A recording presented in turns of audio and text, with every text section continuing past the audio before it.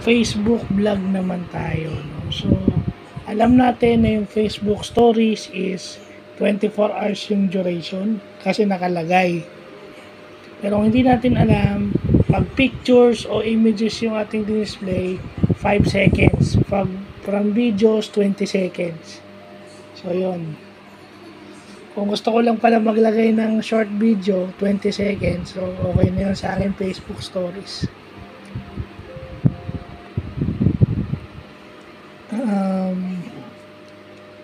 And then, pagka yung red na exclamation point, it is again sa Facebook standards or for review.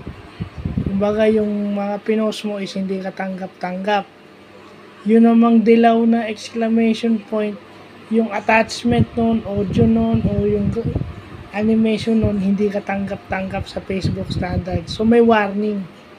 Doon palang pinifilter na ng Facebook. So, just like YouTube, meron ding mga ang Facebook na dapat alam natin. Kasi syempre, ang alam lang natin yung stories is 24 hours kasi yun yung nakalagay dun sa pag magdi-display kayo, pag kayo ng pag-post kayo something on your FB stories o doon sa sinasabi nyong My Day, di ba?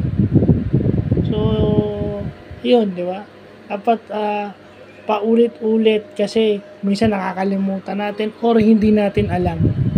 Kasi minsan in denial tayo dyan eh.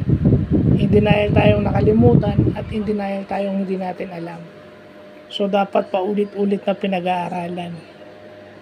Kasi pag hindi mo na ginagawa, nakakalimutan.